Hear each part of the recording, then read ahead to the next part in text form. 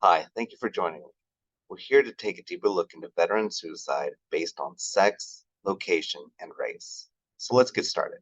My name's Adam Klima. I'm a Marine Corps infantry combat veteran, and during my enlistment, I was fortunate enough to experience true camaraderie, the type that is often associated with military service. Some of these bonds, sadly, also led me to experience terrible loss. In 2011, I was deployed to Sangin, Afghanistan, a battlefield that remains fairly unknown to Americans.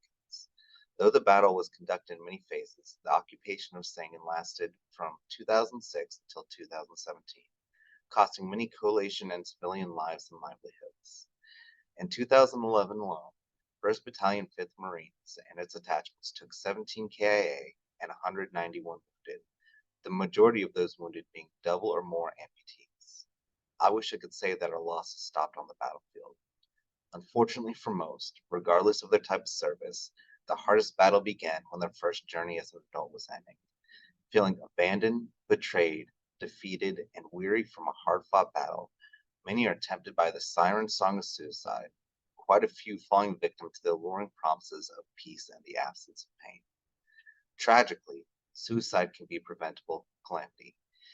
If loved ones of veterans take even the most simplistic ideology of helping these individuals, then they can be granted a skill set so powerful that it could not only save their life, it could help grant them a chance at a living peace. For this ability to become a reality, we must understand the individuals behind the suicide. My inspiration is simple. We've sacrificed too much and too many for me to accept the self-slaughter of my compatriots. So let's talk about the journey that I took in order to look at this data. First, we're going to talk about JIRA. Uh, so with JIRA, you can see that we did approximately 3 to 4 week sprints. Right here is an overview of our week 4 sprint. And you can see the work that we've assigned and throughout the sprint. And at the end, we got to full completion and closed out that sprint. Again, the top chart is another look at the whole overview of the entire course. So these are in purple, you see our to-dos. In blue, you see what was in progress during those times. And in green, of what we had completed. Now let's talk about Agile and Scrum. At the beginning of this class, I was fortunate enough to be Team 2 Scrum Master. During this time, I was able to start weekly team meetings that took place every Friday at approximately 7:30 p.m. Central Time. And this allowed us to review things that were taught in class that week, things that we may have missed, things that we may have not understood. For these classes, I also pushed for team members to interact with each other outside of the meeting and classes as a way to seek information that may have not been understood from class, such as maybe they just needed it explained a different way or they needed a little bit more research into the problem. One reason why I tried to push for this was while we were waiting for information from the instructors or from the TAs, it allowed students to truly reflect on what they had learned and discuss it amongst themselves. I also worked closely with our product owner to resolve group problems and questions so that the correct answer could be returned in a timely manner. We did this by providing a unified front whenever talking to staff or other instructors about things that were going on in the class as it pertained to the group. And I met individually with team members to discuss possible coding and SQL solutions that went beyond the scope of the cohort. And this was understandably beyond the scope of the cohort because many of them dealt with libraries that were very unique or were not covered in what the class taught. So from there, let's talk about the Figma board that I set up. As you can see, you can see my introductions and the question that I wanted to answer, as well as my audience, which was veterans, family members, and the VA. I also wanted to speak to the general public just to raise awareness exactly where we were at with suicides and veterans. My stuck points. I had an issue at the beginning trying to get my databases loaded up and all my tables loaded up in SQL. The schema was not auto-populating. This was due to the new line command was located in the column names coming over from Excel. and I was not able to see that in Excel. I passed it through Python, and I was able to remove those new line commands, rename the columns, and automatically export them into a database. Now, during this time, I also had to use the ilock and the drop functions because some of the databases and some of the tables, the column names were not in the right row. So I had to let Python know which ones were supposed to be the column headers. This was also followed by the drop function to drop the old row of column headers after they were already labeled. Now, during this, I processed approximately 9 CSV files, and as I said, I was able to utilize Python to export them directly to a database in SQL, so I did not have to go back and rebuild the database. I also had data that was incomplete, so I created a SQL command that dropped the incomplete column and then created a new column based on the difference between two other columns. So for example, I had the female population number, which was incomplete. It had some null data in it. It also had some periods for data.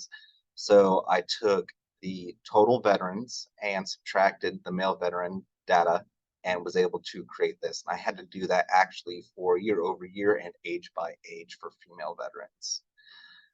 In Tableau, there were numbers that were vastly larger than the rest of the data, such as certain states were double or triple or more of other states. So I had to adjust the coloring for it so I could show a full spectrum of color within the data. This was done by lowering the midpoint of the scale on the color. All right, now let's take a look at Python. I'm not going to go through every single one, but we will go through another. As you can see here, I set up a connection to the database. Con cursor goes through and lets Python know how it's going to communicate. Obviously, depending on the type of SQL, this will be different. So here I open the CSV, read the CSV, and then rename the columns. You can see the new line command here, and I replaced it with year and had it in place true. And this bottom portion is df to SQL. This is where I automatically put it into the database. So to take a look at the ilock, we will come over to VS Code. And you can see that I built all of my VS Code within a Jupyter notebook. So right here at the ilock, letting it know, hey, I need to replace column names with the position of 0. And then I need to go back and drop 0. As I stated, I'm not going to go through every version of my Python that I use. They're very similar in how they're written. They just vary in length, really due to the column names. So let's take a look at SQL. One of the first and largest priorities I had was to minimize my databases to only dealing with the years 2015 to 2020. And this was because, one, I was only going to work with those years, and two, the majority of my databases dealt with the years 2001 to 2020. So after I dropped all those, I began pulling out data that I needed from various databases. You could see that I created a new table from the second entry by seeing the overview for recent VHA by year. And we'll get more into what recent VHA is, and it basically means that any veteran that's had communication or appointment with the VA within a year. So after that, one of the biggest things I had to do was remove all the columns from my numbers because I was trying to do various mathematical equations with them. And SQLite was looking at the comma as a separation and returning 2 numbers instead of 1. So that was another large stuck point that I faced, was I had to go through and literally move all the commas from the numbers, or else it wouldn't conduct the math correctly. And as you can see down at the bottom, I also transferred all of my percentage from decimals over to whole numbers and labeled them correctly. Now let's get into looking at the pseudosides. So we can see that between the years of 2018 and 2020, there was an actual decrease of approximately 9.56% of suicides. I would like to see what 2021 and through 2023 are, but that is a step in the right direction for veteran suicides. Next is we have a map. And this is a map of suicide density by state. And as you can see throughout the years, Florida, California, and Texas have remained national leaders, but they have begun to change slightly. You can see that displayed through the various color changes in the maps. The bottom is total suicides for 2015 to 2020, and you can see those three states again highlighted in red.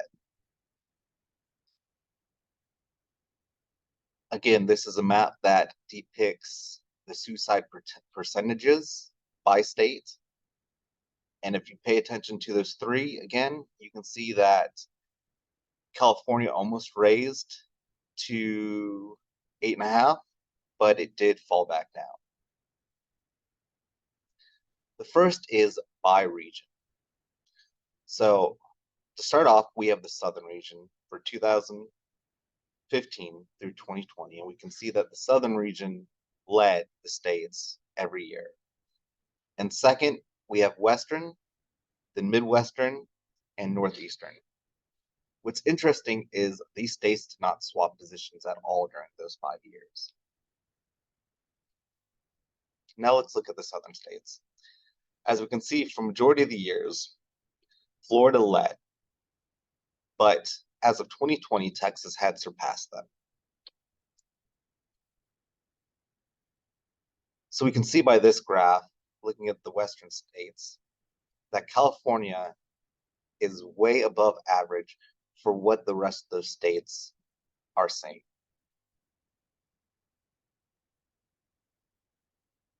Midwest. Now we look into Ohio. We can see that Ohio, though closer to the rest of the data for its region, is still a bit higher than the next state, Michigan and Missouri. Last is Northeast. Now we have Pennsylvania that's a lot like California when we looked at the western states. But also halfway through, we have New York as well, which is a decent amount above the remainder states that are located in the Northeast. So one thing that I found interesting is even though the southern region led the nation in suicides for 5 years in a row, they only account for 2 of the top 5 states. And again, those are Florida and Texas. What's interesting is the western state, California, had almost just as much, with the remainder of Pennsylvania and Ohio being a little bit lower and a little bit more offset than those top 3. Next, I began to take a look into recent versus non-recent. And as I stated prior, recent VHA user is defined as a veteran who has had any type of appointment with the VA within a year prior to their death. One of the biggest takeaways to look at this is even though that recent VHA population makes up 30.6% of the population, they account for nearly 40% of these suicides. And if we look at year over year, even down to 2015, we can see that recent VHA users were always greater in suicides than they were for the population that accounted. And if we take a deeper look into this and we go by age group, it does not change. You can see that no matter the age group, no matter the year, that they always led greater numbers in suicide than they did population percent. So that right there is an indicator that there could be something going on with interactions with the VA that's causing a greater percent. Now let's look at male versus female. Male versus female is a lot similar to the recent versus non-recent. With males, even though they make up 91% in 2015, they make up over 4% more with suicides. And you will see the same thing reflected when you break it down age by age, year over year. You will see that even though they make up 81% here as 18 to 34, they make up 92.6% in suicides. Next, let's take a look into suicides by race, both by percentage and total. So if we hit play, we will see how it changes from year over year. The one thing that I noticed is that African American, unknown race, Asian Hawaiian Pacific Islander, natives, and multiple races are on the rise, while the amount of Caucasians have begun to dwindle.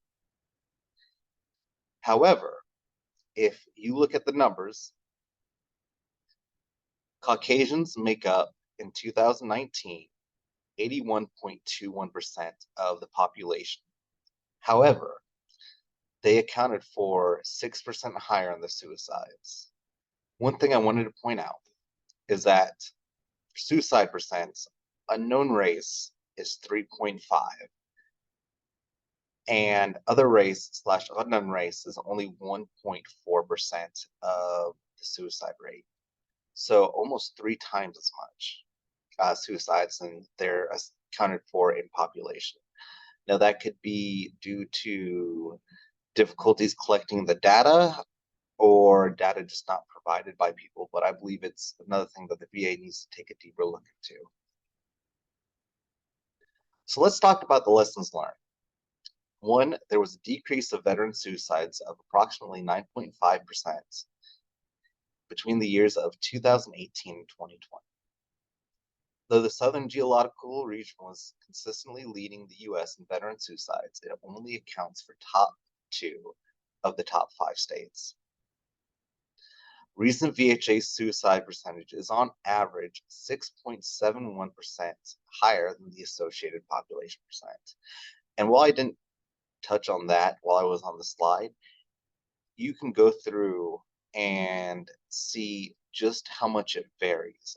And again, like I said, it's over 5%. It's 6.71% on average that it varies between population and suicides. Same thing with male suicide percentage. It is 4.61% higher on average than their population. The only race to see a decrease in suicide totals or percentages has been Caucasians, with a decrease of 577 suicides, which resulted in a decrease of 2.4%. In 2019, Caucasians accounted for 81.21% of the veteran population, but were responsible for 87.5% of suicides. African Americans were 12.51 and accounted for 5.81. Asian, Hawaii, and Pacific Islanders were 1.94 and accounted for 2%. Multiple races were 2.13, but only accounted for 0.4% of suicides. Natives were 0.81 and accounted for 0.79%. And unknown / other race were 1.41 population and 3.5% of suicides. That concludes my presentation. I would like to thank Savvy Coders and all the great instructors, first and foremost, for helping us along the way. And I would also like to thank my team, Team 2, for being awesome and being there whenever anybody needed help, especially me. Thank you again. Have a great day.